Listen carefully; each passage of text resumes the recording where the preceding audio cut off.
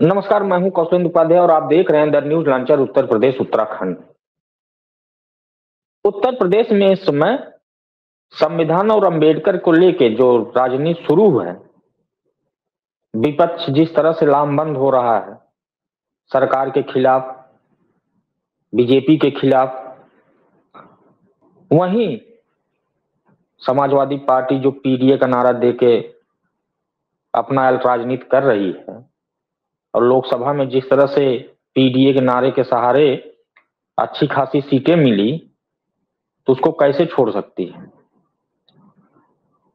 वहीं जब मामला संभल का आ जाए तो वहां भी लोग पीछे नहीं हटते बयान देने से।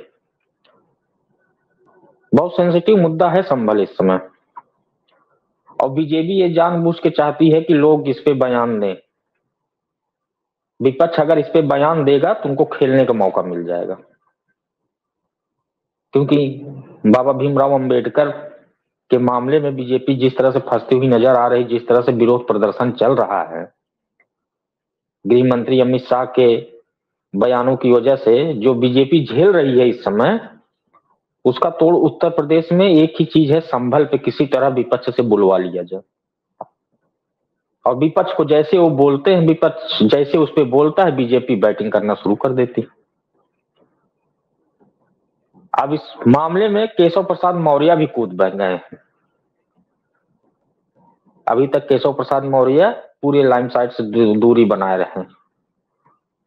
उनको आपने देखा होगा कि अभी जो शीतकालीन सत्र हुआ उसमें कहीं भी कोई ऐसी बयानबाजी नहीं हुई कि जिससे लगा हो कि केशव प्रसाद मौर्य की राजनीति क्या है, और काफी दिनों से शांत थे, लेकिन अब वो मैदान में कूद गए हैं।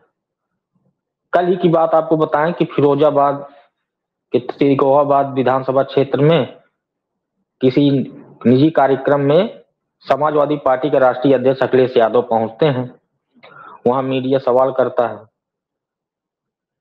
तो संभल वाले मामले पे, मस्जिद सर्वे वाले पे, तो बयान देते हैं कि बीजेपी के नेताओं के घरों का भी सर्वे करवा लिया जाए तो वहां कुछ जरूर निकलेगा। और खुद उनके जो संघ के प्रमुख हैं वो खुद कह रहे हैं कि बड़ा हिंदूवादी नेता बनने की जरूरत नहीं है, हर मस्जिद में मंदिर नहीं ढूंढा जा सकता, और कोई ऐसा ना करे कि हिंदूवादी नेता बन जाए। बड़ा बनने की कोशिश जो हो रही है ये बहुत घातक है। अब ये बयान जब अखिलेश यादव ने दे दिया तो भाई लोगों को लगा कि अब इसका रिएक्शन भी होना चाहिए।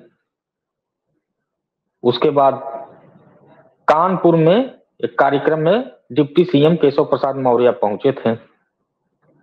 केशव प्रसाद मौर्य को अम्बेडकर वाले मामले पे विपक्ष बहुत चाह रहा था कि कुछ ये बोले, लेकिन केशव प्रसाद मौर्य राजनीतिज्ञ हैं, बड़े राजनीति किए हैं उन्होंने। वो जानते थे कि अगर मैं यहाँ बोलूंगा इस पर तो फंस जाऊंगा, क्योंकि जिस तरह से पिछड़े दलित विरोध प्रदर्शन कर रहे हैं डॉक्टर भीमराव अंबेडकर को लेकर, अमित शाह के बयान से बीजेपी को घेर रहे हैं, वहां केशव प्रसाद मौर्य फंसना नहीं चाहते। और जब मौका मिला कि संभल पर अखिलेश यादव ने बयान दिया है, सपा मुखिया ने, तो फिर उनको मौका मिल गया। वो अखिलेश यादव ने जिनके शब्दों का प्रयोग किया कि आरएसएस प्रमुख मोहन भागवत ने बयान दिया है, तो ये चीज बीजेपी वालों को देखना चाहिए। अब केशव प्रसाद मौर्य अखिलेश यादव पे तुरंत वार कर बैठे। उन्होंने कहा, उनको दे दिया कि बयान दे दिया कि अखिलेश यादव खुद अब आरएसएस ज्वाइन कर ले। बहुत बड़ा बयान है कि अखिलेश यादव से कहिए कि अब वो आरएसएस ज्वाइन कर ले। जब आरएसएस चीफ मोहन भागवत ने बयान दिया है तो भाई उनकी बात का कोड कर रहे हैं, उनके बयानों को कोड कर रहे हैं, तो फिर क्यों न आके समाजवादी पार्टी अपना कि जो लोग हैं सब लोग आए, उनके नेतृत्व में आरएसएस चीफ मोहन भागवत के नेतृत्व में सभी लोग अब आरएसएस ज्वाइन कर लें। भाई अगर उनको इस बयान से उनको संतुष्टि है तो फिर ये आरोप ना लगाए ना कि आरएसएस भी जो है हिंदू मुस्लिम करवाता है। अब इससे अच्छा मौका भी नहीं। यही केशव प्रसाद मौर्य खूबी है, कहाँ खेलना है और कैसे खेलना है, वो बखूबी इस चीज को जानते हैं और खेल दिए।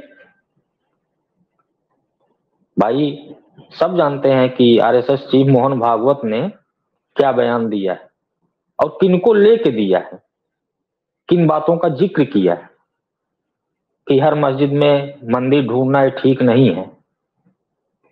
इससे कुछ लोग हिंदूवादी बड़े नेता बनने की कोशिश कर रहे हैं, लेकिन ये ठीक नहीं है। ये सब जानते हैं कि आखिर उन्होंने ये बयान कब और क्यों दिया और किसके लिए दिया।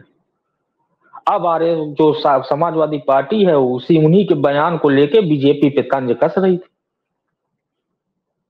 समाजवादी पार्टी के राष्ट्रीय अध्यक्ष अखिलेश यादव ये सोचे भी नहीं होंगे कि बीजेपी के लोग किस तरह से खेल जाते हैं। कहाँ हम अम्बेडकर और संविधान पे जो है बीजेपी को घेर रहे थे, अब आरएसएस चीफ वाले बयान को हमने कोड किया। वहां डिप्टी सीएम केशव प्रसाद मौर्य ने कह दिया कि अगर उनको इस बात से संतुष्टि है तो फिर अखिलेश यादव अब आरएसएस ज्वाइन कर लें।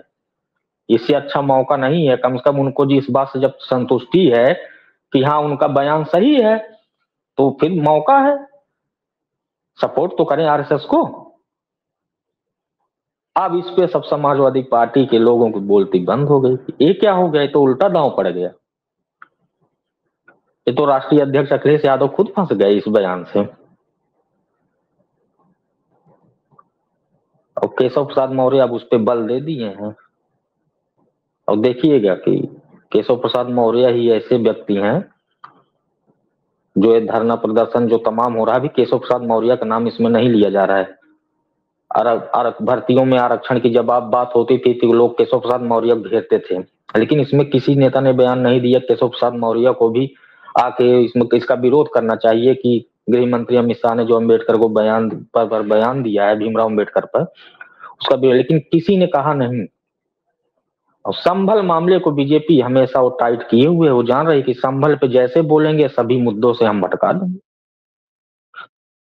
और थोड़ी सी गलती अखिलेश यादव ने की, आरएसएस चीफ मोहन भागवत के बयानों को कोड किया, डिप्टी सीएम केशव प्रसाद मौर्य खेल गए भाई कि चलो आ जाओ अब आरएसएस ज्वाइन कर लो, संघ ज्वाइन कर लो। अब इससे अच्छा मौका भी नहीं। आखिर में जब उनके बयान को इतना समाजवादी पार्टी मान रही है, इतना गहराई से ले रही है, तो फिर संघ ज्वाइन करने से क्यों कतरा रही है? संघ ज्वाइन कर ले। अब देखिए इस पे वाद विवाद अब बढ़ता जाएगा, ये रुकने वाला नहीं है, ये आगे ऐसे बढ़ता जाएगा। अभी कई ऐसे बयान निकल के आने लगेंगे और केशव प्रसाद मौर्य ही अब बैटिंग करेंगे इस पर। और भी नेता हैं तमाम लोग बीजेपी के जो कर रहे हैं लगातार संभल वाले मुद्दे पे। अंबेडकर वाली जब बात आती है तो पीछे हो जाते हैं, लेकिन अगर संभल वाली बात आएगी तो जिस तरह से मोहन भागवत बयान और केशव प्रसाद मौर्य का बयान है, अब इस पे देखिए आगे भी कई ऐसे बयान आएंगे, बड़े दिलचस्प भी होंगे। और कैसे बीजेपी जो मुद्दे उठे हुए हैं कैसे उसको दबाती है, ये भी देखने को मिलेगा। बहरहाल आगे जो भी अपडेट होगा हम आपको देते रहेंगे जानकारी। दीजिए तब तक के लिए इजाजत, नमस्कार।